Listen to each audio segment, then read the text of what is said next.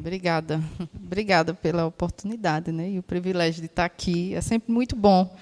Quando eu recebi o convite das meninas para vir falar aqui, né? Eu preferencialmente assim, eu vinha só questão de custos, né? Trazer 5 não é fácil. Eu disse: "Não, mulher, eu vou de ônibus, a gente se organiza". Aí quando eu contei para o pessoal que eu vinha para aqui, aí ninguém quis ficar, né?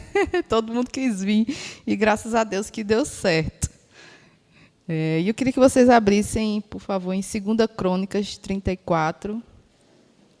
Vamos começar a falar um pouquinho sobre esse texto aqui. E o tema da mensagem é esse: o ambiente que molda a nossa fé. E não foi, vamos dizer, algo sugerido, mas sobre a vida de Daniel. E ontem, quando eu fui ver o boletim, eu vi que vocês estavam estudando o livro de Daniel. Então, não acredito em coincidências, né? Mas acredito que o Senhor, de alguma forma, preparou aí para vocês não perderem o ciclo de mensagens. Então, aprender juntos mais um pouco sobre essa pessoa de Daniel. Mas vocês vão entender porque eu abri em 2 Crônicas, né? Mas antes de prosseguir aqui com a leitura, né, eu acredito pouca gente me conhece, mas assim, para os que são de perto de mim e da minha família, sabe que tem um país que eu sempre admirei, que é a Alemanha. Desde criança, meu grande sonho era conhecer esse país, a Alemanha. E eu admiro a cultura, eu sou formada em arquitetura. Então, a arquitetura dos castelos, a arquitetura em Chaimel, a arquitetura das cidades, né? Eu amo ver aquilo ali, estudar. Principalmente foi um país que ressurgiu depois de 2 guerras. Se você for estudar, foram totalmente várias cidades realmente assim destruídas e eles se reergueram, né? Então, assim, é um país assim que eu tenho uma grande admiração. A música também. Então, quando eu estou geralmente diagramando alguma coisa, ou estudando, eu gosto de botar Sebastian Johann Bach. Eu gosto muito de Bach. Se você for depois se pesquisar sobre Bach, suas canções, suas composições são hinos ao Senhor. Eu gosto muito, né, do período da Reforma, de estudar como, né, o Evangelho se transformou nesse período em que foi levantado não só Lutero, mas tantos outros alemães, suíços, ingleses naquele período. E muitas vezes a gente tem quando eu falo assim, eu gosto muito da Alemanha na minha família, mas o pessoal só lembra Hitler, né? Só lembra essa parte do nazismo, mas é uma beleza incrível. E à medida que você vai estudando a história da igreja, eu estou fazendo um curso, uma pós na história da igreja, aí você vai vendo os filósofos, teólogos, né, alemães que têm uma influência grande no pensamento de hoje, né? Então, assim, são inúmeros. E quando você vai se debruçando, você realmente se apaixona pelo país, pela cultura e pelo ensino dele, né? Então, desde criança, eu sempre quis ir lá. E em 2018, eu tive o privilégio de ir, ganhei, tudo pago pelo papai, pelo papai do céu e papai da terra, que me abençoou, porque ele gosta de viajar bastante, né? E minha irmã, que era solteira na época, ia com ele para todo lugar, né? Eu não, era casada com filho, já tem um entrave ali nas viagens, né? E minha irmã sempre viajava com ele. E teve um ano que ele disse que ia com ela para a Alemanha. Eu disse: vai não. Ninguém vai antes de mim, porque o sonho é meu e vocês não vão realizá-lo.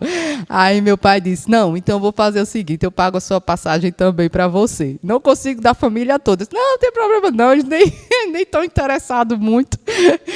E em 2018 eu fui. Né? Foi uma alegria imensa quando eu fui, em 2018. Nossa, primeiro que eu chorei bastante, né, quando eu recebi a passagem aérea e vi que o Senhor é bom e realiza sonhos, né? Realizou esse sonho, poderia até ser um sonho, assim, vamos dizer, vaidoso, mas um sonho de uma criança que o Senhor realizou no tempo certo, né? E tudo que eu via de Alemanha, o que eu conhecia era por vídeos no YouTube, né? Então, quando eu cheguei lá, eu fiquei maravilhada ainda, porque eu comecei a ver de perto aquelas obras, né, que, inclusive, eu estudava no curso de arquitetura. E, durante uma semana que eu passei lá, nossa, eu quis me comportar como um alemão, né? Então, eu já estava meio até que habituada a alguns costumes de lá. E tem algo assim bem interessante lá, em que é a questão da mobilidade urbana. É bem dividido os espaços onde é ônibus, carro, bicicleta, pedestre. E tem um fator lá que eles não atravessam o pedestre, não atravessa na faixa, se o sinal não estiver verde para você, para o pedestre. Então, você só atravessa na faixa. Não tem essa coisa de, vamos dizer que aqui, né? Eita, não vem nenhum carro, e a gente passa. Não. Eles vão até a faixa de pedestre, atravessam na faixa de pedestre. E se vier nenhum carro, você fica lá esperando. Então, assim, meu modo brasileiro foi desativado. Não vinha nenhum carro, rua deserta, um domingo, e eu lá parada no sinal, com painho, maninha. Na época, o namorado da minha irmã também foi, a gente esperando lá. Aí, quando o sinal abria, aí a gente passava. Então, eu fui sendo moldada, né? O ambiente que eu estava ali foi sendo moldado. E em uma semana, eu já estava me comportando, né? Eu fazia aula de alemão na época, então eu queria treinar, queria falar, gaguejava. Disse, Dani, eu gaguejava, que eu não entendia nada, mas eu queria, né? Tschüss, auf Wiedersehen, guten Morgen, né? Queria falar, queria me expressar. Eu estava muito feliz, são os momentos mais felizes, né, que eu tive. Então, esse é o ambiente que estava, é o próximo, né? Vai passando aí. Aí, o ambiente em que eu estava mudou meu comportamento. Mudou meu comportamento. Eu deixei de ir ali por uma semana ser brasileiro. Eu estava ali me comportando, comendo com eles. Né? O domingo lá é fechado, não abre para nada. Então, a gente se programava para tudo que a gente tinha que fazer e comprar, fazer no sábado. Porque o domingo, realmente, até hoje, é uma lei da época, acredito, de Lutero, da Reforma, e que não nada abre no domingo. É dedicado realmente ao Senhor. E isso aí foi o que eu aprendi naquele momento.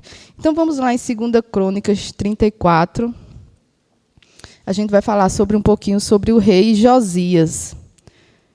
E ontem as mulheres que vieram, né, eu falei também sobre o livro de Reis, né, sobre esse período, porque eu estou numa fase Reis, então as ministrações que eu tiver o convite provavelmente vai ser dentro desse livro. Né?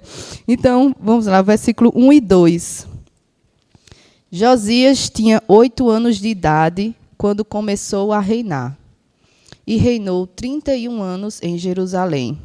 Ele fez o que o Senhor aprova e andou nos caminhos de Davi, seu predecessor, sem desviar-se nem para a direita nem para a esquerda. No 8º ano do seu reinado, sendo ainda bem jovem, ele começou a buscar o Deus de Davi, seu predecessor. No 12º ano, começou a purificar Judá e Jerusalém dos altares idólatras, dos postes sagrados, das imagens esculpidas, dos ídolos de metal.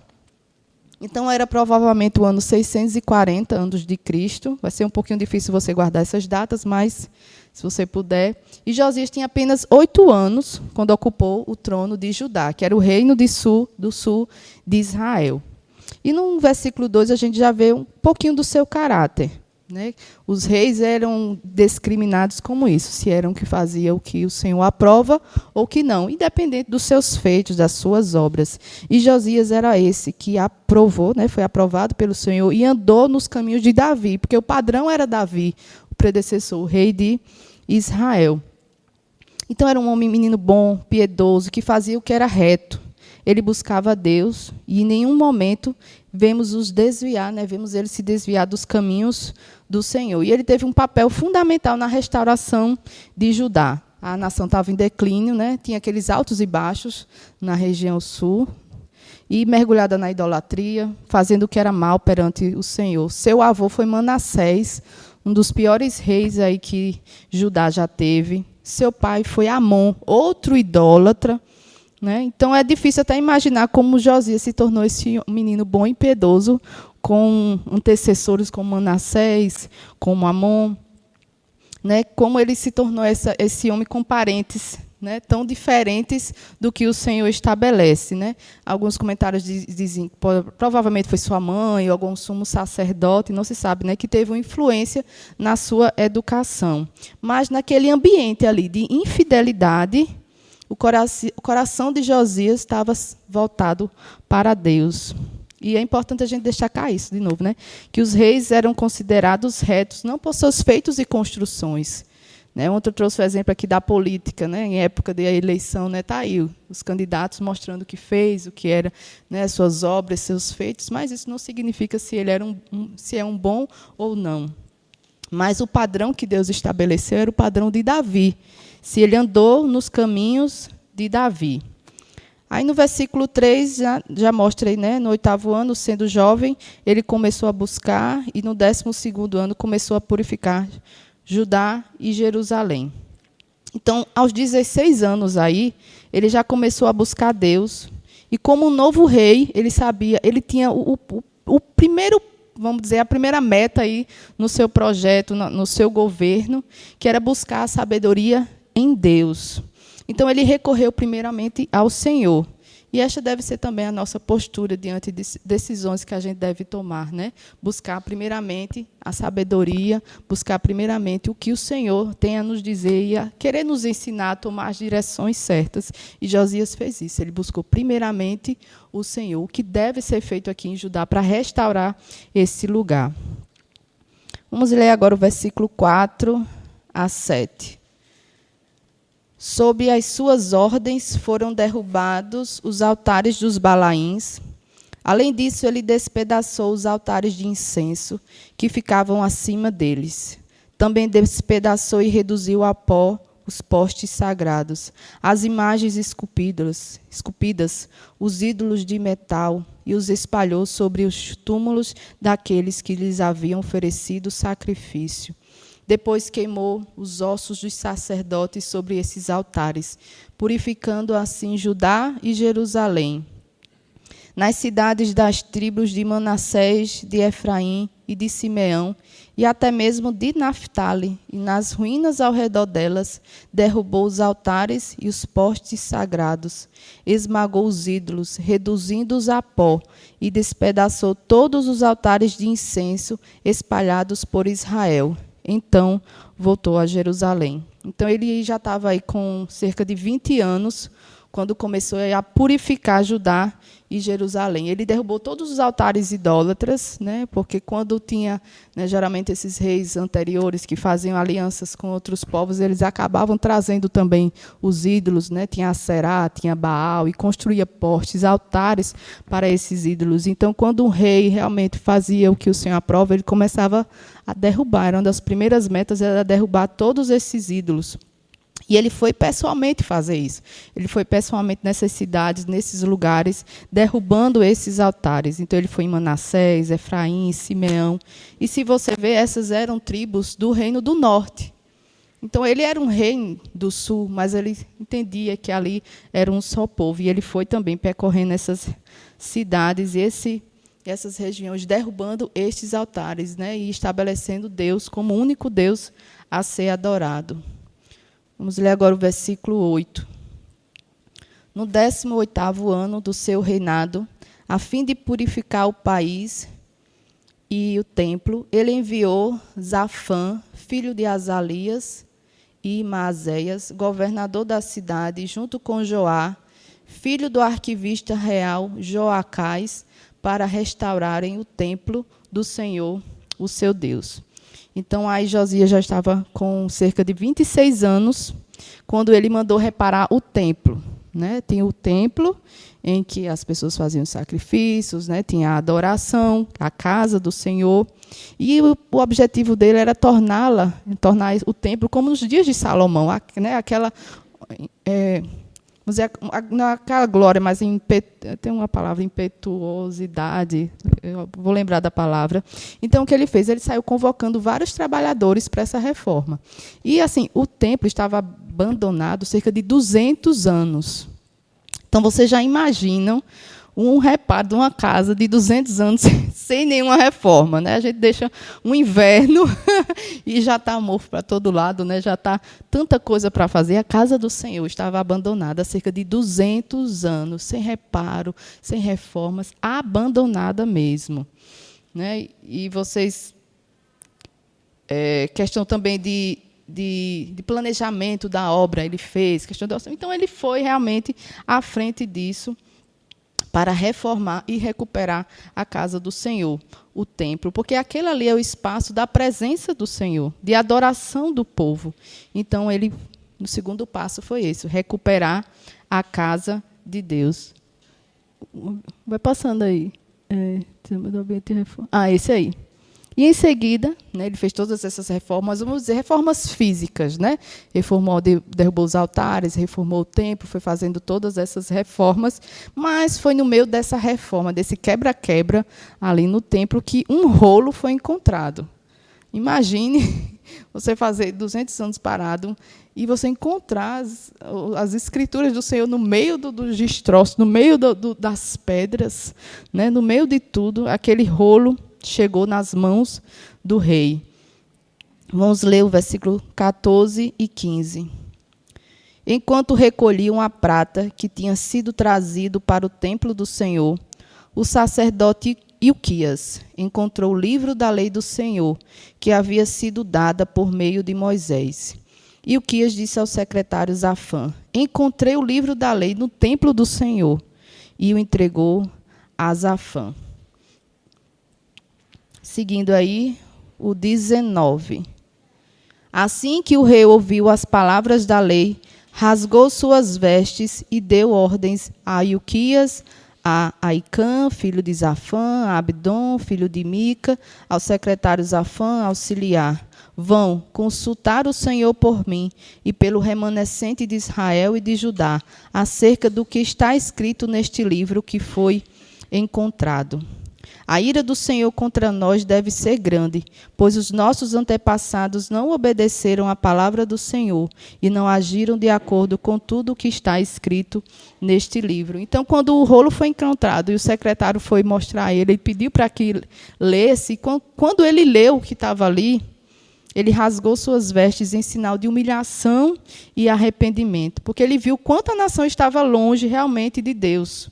Judá havia abandonado a palavra do Senhor a ponto de um rolo estar perdido. Né? Então, quando o povo esquece realmente a palavra do Senhor e deixa de ler, abandona isso aí, a decadência e a heresia são inevitáveis. Por isso que a gente nunca deve fugir do que as Escrituras, a gente deve zelar por ela e pela sua palavra. E a gente poderia até trazer aqui para o nosso tempo quantas nossas Bíblias, né, estão cheias. Tem uma música em inglês, né, que é quantas Bíblias estão cheias de teias de aranha, né? Quantas estão abandonadas, quantas não estão sendo lidas. Eu até estava compartilhando um evento que eu fui em João Pessoa, num evento para treinamento de líderes, e trouxeram uma pessoa bem importante, midiática. E quando eu cheguei lá, ela falou mais de 1 hora, mas em nenhum momento ela abriu a Bíblia. E aquilo me incomodou, sabe? De como ela vem falar, né, para professores e líderes de departamento infantil, trazer uma palavra, alguma coisa. Você não abre a Bíblia. Aquilo me incomodou. E quando a gente esquece a Bíblia, gente, como disse, é a decadência mesmo. A gente morre espiritualmente, porque são as palavras da Bíblia, são a verdade que vão trazer vida, que vão trazer transformação. É o Evangelho de Cristo, é a palavra do Senhor realmente que move, que transforma pessoas. Então, por mais que a gente dê palavras animadoras, palavras, né, de autoestima, palavras, né, positivas, mas tudo isso pode até fazer algum efeito, mas aquilo ali não vai transformar o problema principal do coração. E foi isso que Josias viu. Quando ele viu que a palavra do Senhor tinha sido abandonada, ao ponto de um rolo estar perdido entre os escombros do templo, ele se humilhou, né? Ele viu ali, reconheceu quão longe estava o povo de Deus.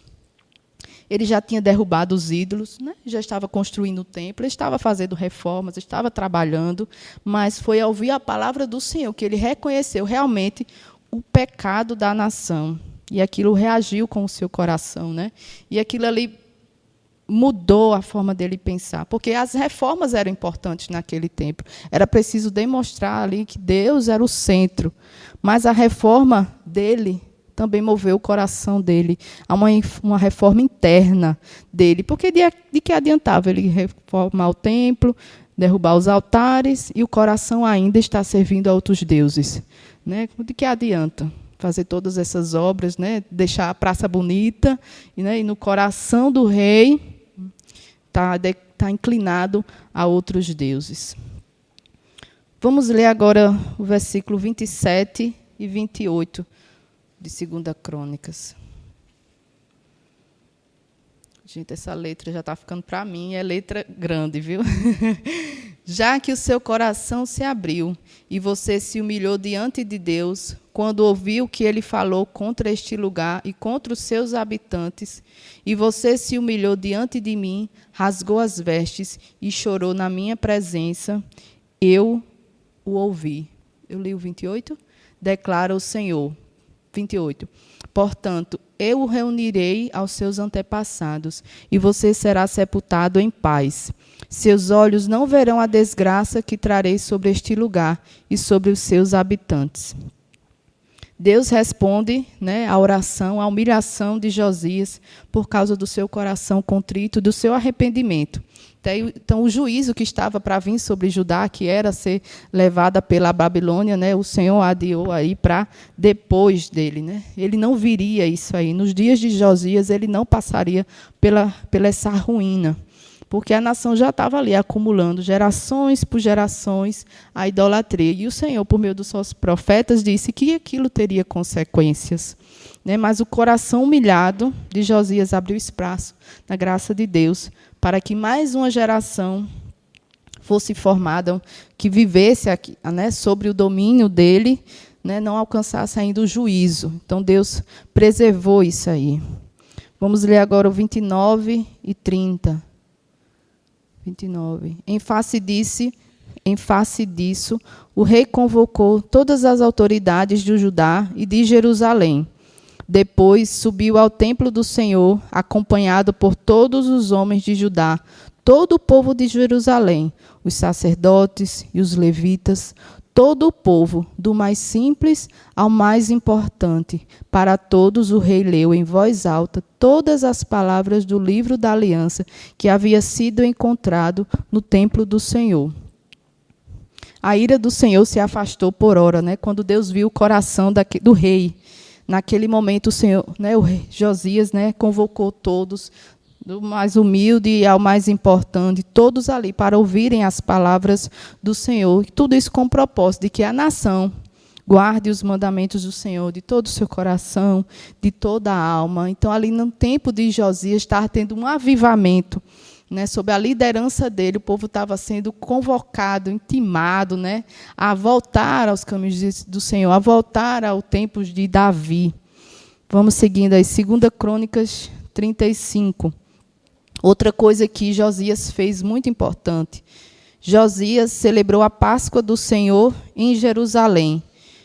O cordeiro da Páscoa foi abatido no 14º dia do primeiro mês. Gente, outra coisa que estava abandonada, a celebração da Páscoa. Algo que foi instituído pelo Senhor, né? Você já conhece a história da Páscoa lá no tempo de Moisés, e que eles deviam estar sempre fazendo para relembrar os feitos do Senhor e tudo que ele havia feito pelo seu povo, também havia sido esquecido. Não se celebrava mais a Páscoa. Né? Então, estava realmente escanteada, como a gente diz aqui. Versículo 18, 2 Crônicas 35, 18. A Páscoa não havia sido celebrada dessa maneira em Israel desde os dias do profeta Samuel, e nenhum dos reis de Israel havia celebrado uma Páscoa como esta, como o fez Josias, com os sacerdotes, os levitas e todo o Judá e Israel que estavam ali com o povo de Jerusalém.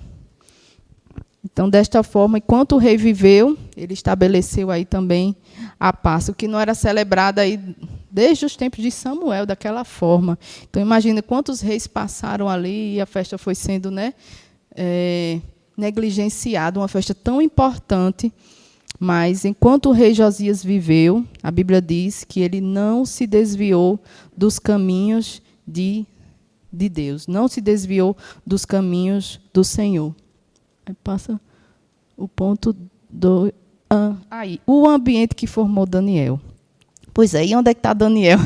Nessa história aí, vamos dizer, nessa biografia aí do rei Josias. Né? Onde é que Daniel está encaixado aí?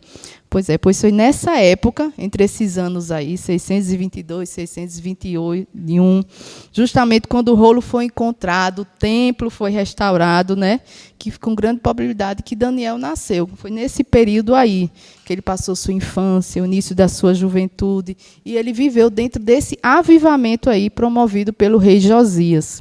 Não sabemos muito sobre os pais de Daniel, né?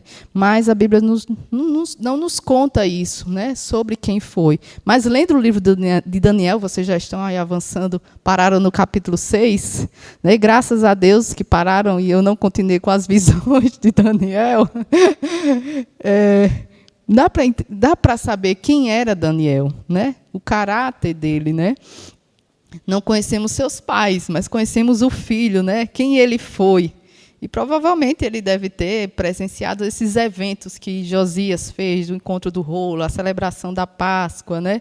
Ele viu esse ajuntamento. Aí são conjecturas, são suposições que a gente começa a fazer vendo, né, no tempo, onde ele estava, onde ele nasceu.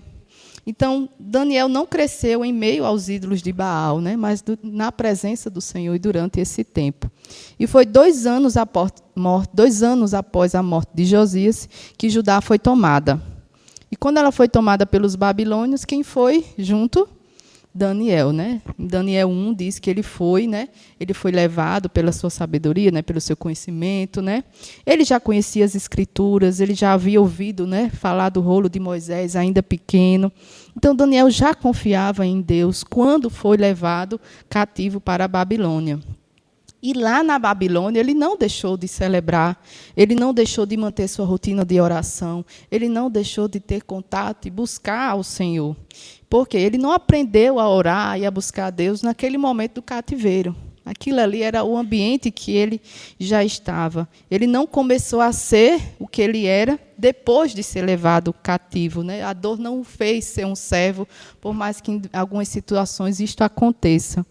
E é sobre esse ambiente que Daniel cresceu e viveu que eu quero me aprofundar agora, né? E perguntar, né? Que ambientes temos promovidos, não só os nossos filhos, mas as gerações também que estão sob nossa responsabilidade e que vão seguir adiante, né? Para que resistam quando a Babilônia, né, chegar, quando o mau tempo chegar, como estamos formando este ambiente. Aí o ponto...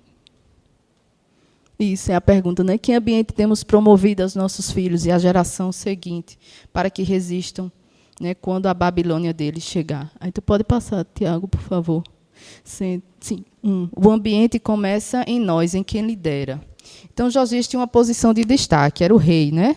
E ele poderia levar a nação ou ao declínio, como foi seus antepassados, ou à bênção de Deus. Então, eram 2 caminhos possíveis. Então, as decisões que ele tomava, as alianças que ele fazia, tudo isso ia influenciar a nação, como ela se desenvolveria. E veja o que aconteceu, né? Inclusive com Salomão. Salomão começou muito bem e começou a fazer alianças, né, casou com a mulher do Egito, não foi?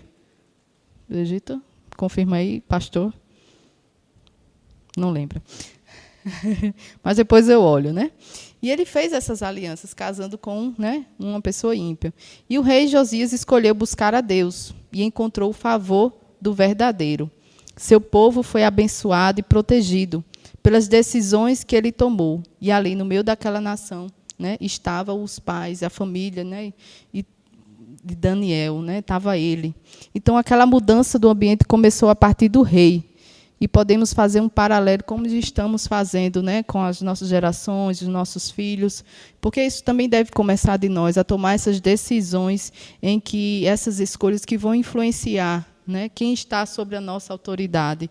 Então, devemos reconhecer nossos erros, buscar orientação e mudar. Um exemplo simples que eu trago, um exemplo pessoal, é que eu não fui uma pessoa, vamos dizer, que foi muito influenciada à leitura, né, na minha infância. Meus pais não compravam livros, não me incentivavam, mas quando eu cresci, quando eu me tornei mãe, eu vi o quanto isso era importante na formação de nossos filhos.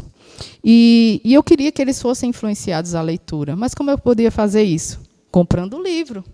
Na verdade, também comprando e lendo livros para que eles me vejam, né, lendo. Não era só entregar para eles o livro e dizer, faça isso aí, porque isso é bom para você. Mas eu tive que mudar um hábito meu. Eu tive de buscar a leitura, ler mais, estar junto com eles, ler em voz alta, né? Incentivar esse hábito em casa, para que, sim, eles começassem a ter esse hábito de ler, um hábito que não foi criado no meu tempo, pelos meus pais, mas eu queria e via que aquilo era importante. Então, a gente pesquisa, a gente vê os livros que dão mais certo para cada faixa etária, né? Então, a gente vai comprando, a gente vai incentivando. Não vão ser, eu acredito, não são os leitores vorazes, uns C.S. Lewis, uns Tolkien da vida, mas estão lendo, né? E estão sendo incentivados a isso, sabendo que isso é importante. Então, quanto de nós, pais, educadores, né, líderes, temos buscado em Deus a força e a sabedoria para tomar essas decisões, seja em casa ou na igreja, que levem essas gerações a servirem a Deus, né? Temos uma grande responsabilidade como líderes, como pessoas que estão à frente, de ser esse exemplo, de tomar as decisões para que esse ambiente que eles estejam sobre a bênção do Senhor. Ponto 2. Um ambiente que não é ativismo, é mudança de coração. Como vimos, Josias já estava mudando Judá e Jerusalém. Começou aquelas reformas físicas que eu falei, né? Derrubando os ídolos, reformando o templo. Mas foi ao ouvir a palavra do Senhor que ele reconheceu o pecado maior da nação. O pecado maior era realmente estar com o coração longe dos caminhos do Senhor, longe da vontade de Deus. E foi quando ele buscou a profetisa Hilda e agiu a partir de um coração quebrantado. Não apenas uma agenda de reformas, de obras, de estruturas, melhorar, de trazer, vamos dizer, melhorias sociais para o povo, melhorias econômicas, agrárias, enfim, coisas da época. Não, mas ele realmente buscou que a mudança também devia estar no coração daquele povo. E quantas vezes nós vamos, né, num ativismo, sendo levados na rotina do dia a dia, né? A gente vem à EBD, serve, a gente traz nossos filhos para a EBD, a gente vai seguindo nas programações, a gente vai seguindo no que a igreja diz, se a gente é escalado, a gente está lá. E foi até um ponto que eu falei, né, na sexta, no treinamento aqui, que muitas vezes a gente, qual a motivação da gente estar servindo, né, como líder? É para o compromisso que a gente está tendo. Muitas vezes a gente vê o compromisso realmente como um checklist sendo marcado, né? Mas o compromisso com Deus vai além disso, vai além do ativismo, de atividades. E isso não é suficiente para que gerações, né, pessoas que estão sobre a nossa responsabilidade, né, se voltem para Deus, né? Porque todo bebê, a gente sabe, precisa de alimento sólido, né? A pessoa que vai crescendo, ela passa ali de um leitinho e vai crescendo e vai amadurecendo até ter um alimento mais sólido. E para termos filhos, né, e pessoas sobre a nossa liderança saudáveis, precisamos que elas sejam alimentadas pela palavra de Deus, né? E diante de um chamado do rei, o povo seguiu. O povo foi, assim como os pais de Daniel provavelmente aprenderam e ensinaram a ele.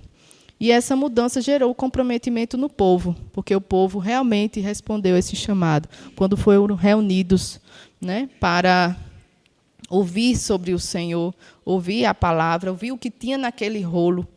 E, naquele tempo, né, houve ensino da palavra, houve celebração, houve amor ao Senhor, né, e como nós estamos aqui, né, como os nossos filhos, como as pessoas que estão sobre a nossa autoridade, e como nós, né, estamos sendo levados a amar o Senhor e a confiar nele em toda e qualquer situação, como a gente tem feito isso e como a gente tem buscado. E acredito que em relação, vou falar muito sobre relação em professor, ensino infantil, porque, assim, vamos dizer, é a minha área de conforto, né? E um dos maiores desafios, eu acho, que na igreja, quando se trata de crianças, é essa relação entre pais e os professores, né, na igreja. Como é a gente dá continuidade? Porque muitas vezes as crianças, por mais que sejam crianças com pais cristãos, muitas vezes o único tempo que elas têm para ouvir a palavra do Senhor é aqui, na igreja. É aquele tempinho ali de 1 hora. E não há uma continuidade em casa, de um trabalho a ser feito, né? Então, é muito difícil isso, né? E muitas vezes o pai acha que está ativo nas programações da igreja, está ativo aqui, está envolvido e comprometido com o reino, né?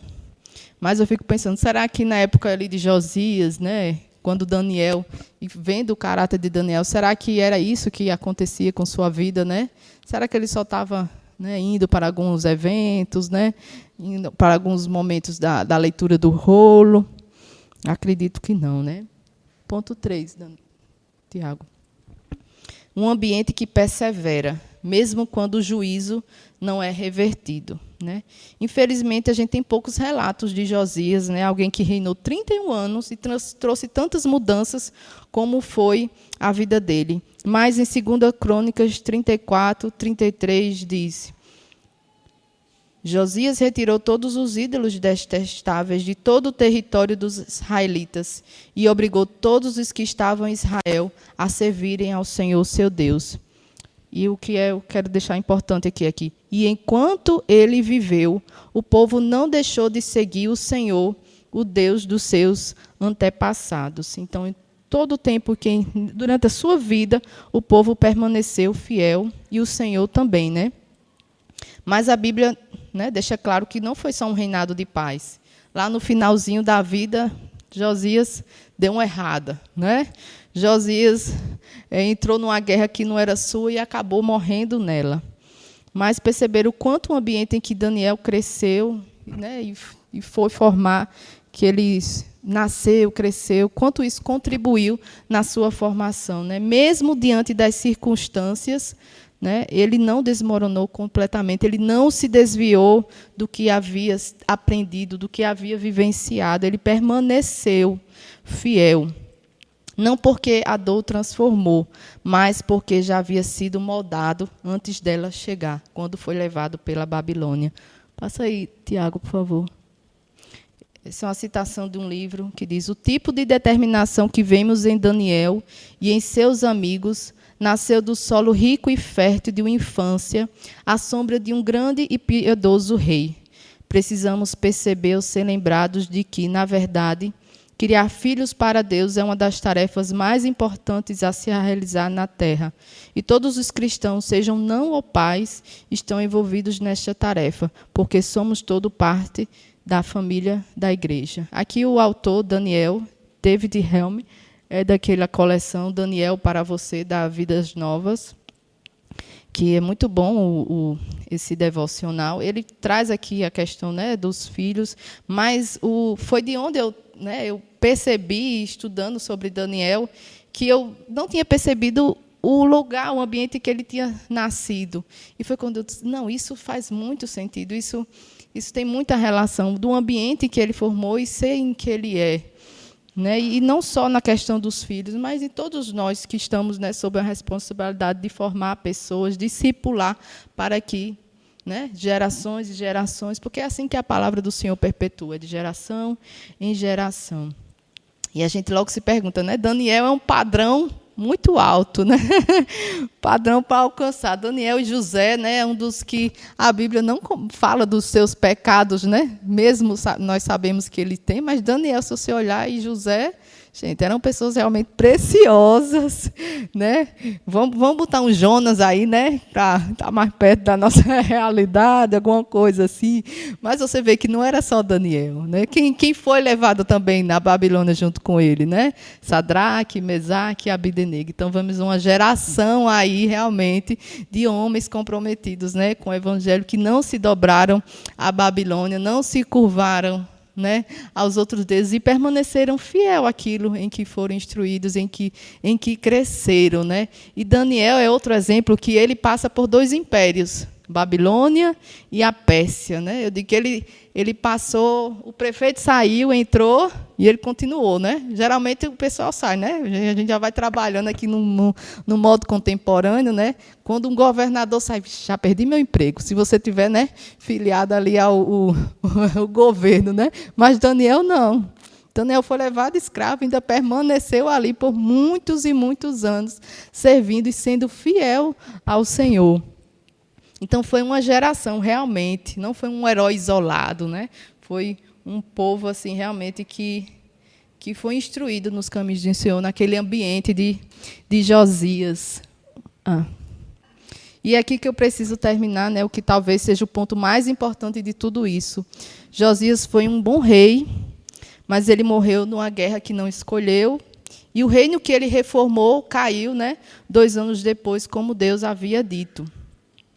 Por isso, promoveu um ambiente em seu lar que aumente a fé da sua casa, ou um ambiente das pessoas que estão sob a sua liderança, no fim, não é replicar o modelo de Josias, né, o esforço que ele fez e o que ele fez, mas é confiar no mesmo Deus que agiu através desse menino rei aos 8 anos, né, e que marcou gerações, e que era marcado, né, por uma família de gerações de idolatria, né, de exemplos, maus exemplos, porque realmente a obra não depende de nós, né? Sozinho a gente não vai conseguir, mas como o corpo de Cristo, sim, unidos, o Senhor nos guiará em toda e qualquer situação, assim como fez com Josias, com Daniel, com Sadraque, Mesaque, ele jamais nos abandonar.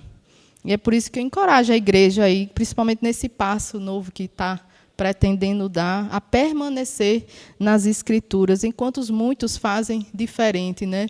Enquanto promovem um ativismo, promovem um bem-estar.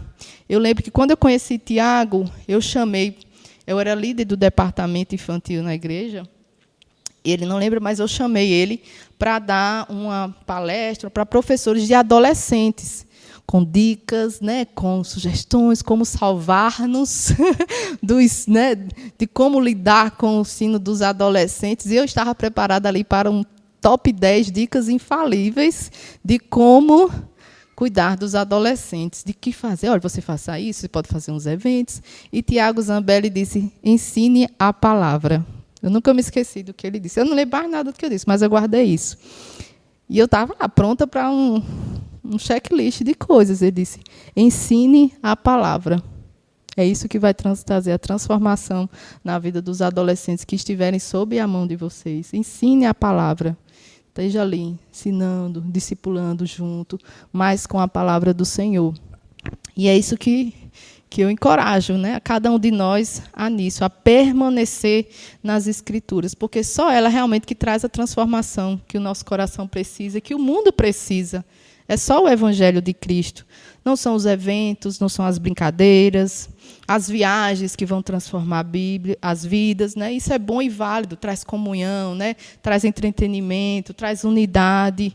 Isso é válido, mas não é o retorno ao que Deus estabeleceu. Isso não vai fazer-nos voltar às Escrituras e mudar.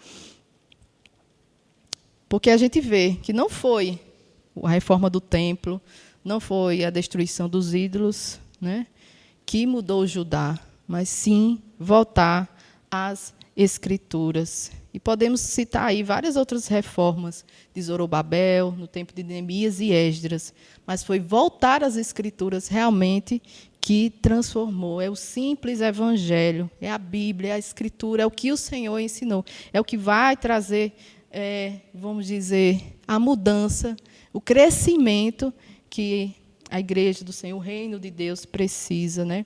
E às vezes a gente pensa que é um fardo isso, mas na verdade é descansar na obra do Senhor, descansar no que Ele fez, na sua fidelidade, é confiar pois foi isso que Ele fez no tempo de Josias e o Senhor permanece fiel, Ele não muda o seu caráter. E voltando aqui à minha história, né? Eu passei um tempo na Alemanha e estava quase uma alemã, né? Não levava nem sacola, eu já estava andando com minha sacola retornável nos lugares, né? Super alemã. E quando eu voltei para o Brasil, eu quis manter o meu comportamento europeu, né? Lá vai eu atravessar a rua, só atravessava na faixa. A rua deserta, um domingo, e eu parada lá, esperando o sinal abrir para atravessar, né? Quando o sinal não vinha carro, nada, eu lá. Não preciso dizer nada que não deu certo. E nem durou muito tempo esse meu comportamento, porque o sangue brasileiro e o ambiente que eu já estava desorganizou tudo de novo, né? Mas isso, gente, são coisas passageiras, né? São coisas que passam. E se tem algo que a gente deve buscar, né? E que vale a pena, é o que é eterno. O que muda realmente nossas vidas, o que muda o caráter dos nossos filhos, das pessoas que estão ali, para serem realmente parecidos com Cristo, né? Essas mudanças de comportamento, quando a gente se muda de um ambiente para outro. Eu estava conversando com o Dani, que a gente meio que se adapta, né? Eu estou achando aqui um ambiente muito seco, meu nariz aqui queima quando eu respiro. Mas eu acredito que se eu passar mais uns dias aqui, eu já, né, vou ser nativa. Já vai estar super adaptado. Meu cabelo até está melhor um pouquinho, ele é mais oleoso, então já está tá com mais vida. Então a gente vai se adaptando a essas coisas, né, ao ambiente. Mas isso são coisas, né? Não, mas onde você for, você não vai ser um nativo aqui no Nordeste. Eu lembro que ele contou uma vez que quiseram cobrar, não foi o estacionamento para tu, quando tu morava lá em Termares. Aí o cara, não, eu sou daqui, eu moro aqui, tu quer cobrar estacionamento, 10 conto, um negócio assim. Não dá. Tiago, essa batalha aí, não tente vencer. Mas, como eu disse, são coisas passageiras, né? E se é algo que a gente deve buscar é o que é eterno, porque isso permanece, como foi na vida de Daniel, né? Que veio vários impérios e ali ele permaneceu fiel ao Senhor. Vamos ler aqui um trecho de Romanos 1:16. Eu gosto muito desse trecho de Romanos. Todos encontraram? Romanos 1:16. Não me envergonho do Evangelho, porque é poder de Deus para a salvação de todo aquele que crê, primeiro do judeu, depois do grego. Então, não me envergonho do Evangelho de Cristo, porque sei que é poder de Deus para a salvação de todo o que crê, independente de ser judeu, né, ou gentio, rico ou pobre, independente, né, das situações e das classes e das diferenças, ela continua sendo o poder de Deus para salvar as pessoas. E com ela a gente enfrenta aí Babilônia, Pérsia, Roma, né, quando estamos firmados na rocha, que é o Senhor e na sua palavra. Amém?